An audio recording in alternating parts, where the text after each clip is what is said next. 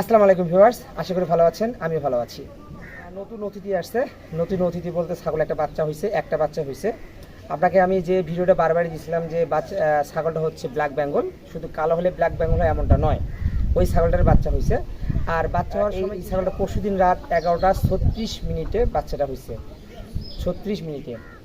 আর বিষয়টা হচ্ছে যে আপনার এই ছাগলের বাচ্চাটা যখন হয় তখন কিন্তু হওয়ার পর আমি টের পাইছি, তারপর নিয়ে আসার পর বাচ্চাটাকে মাটাকে রাখছি, কিন্তু ফুল পড়ছে, খেয়ে নিছে।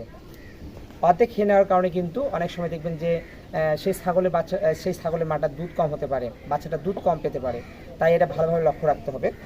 এখন আরেকটা বিষয় হচ্ছে যে ছাগলের বাচ্চা যদি মায়ের দুধ না পায় বা দুর্বল হয়, সেক্ষেত্রে কি করবেন? ছাগলের বাচ্চা যদি দুর্বল হয়, মায়ের দুধ কম পেলেও কিন্তু প্রথম যে শাল দুধটা আছে সেটা অবশ্যই আপনাকে পর্যাপ্ত পরিমাণ খাওয়াতে হবে এবং প্রচুর পরিমাণে খাওয়াতে হবে। নিজে খেতে না পারলে আপনাকে ধরে খাওয়াতে হবে। এইভাবে আপনাকে কন্টিনিউ 3 থেকে 4 দিন দুধ খাওয়াতে হতে পারে।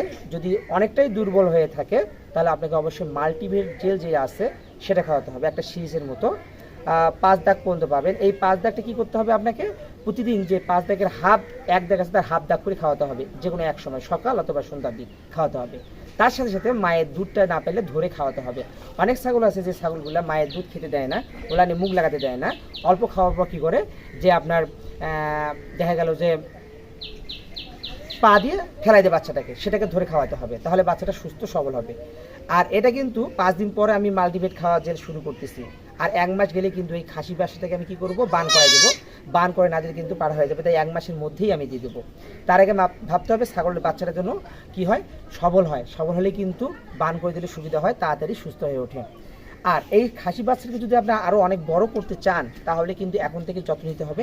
ছোটোকাল থেকেই যদি যত্ন নেন তাহলে কিন্তু অনেক ভালো হবে। যত্ন নিতে এই খাসি বাচ্চাটা কিন্তু দেখা গেল যে আমি 5 দিন পর যে মাল্টিভিটামিন যে খাওয়াবো, এটা শেষ হওয়ার পর আবার আমি 1 মাস পর মাল্টিভিট জেল দেবো, আবার 1 মাস পর মাল্টিভিট জেল দেবো। যদি খাওয়াতে পারেন তাহলে কিন্তু স্বাস্থ্যটা অনেক সুন্দর হবে, খাদ্যের রুচি বাড়বে, ভিটামিনের অভাবটা পূরণ হবে।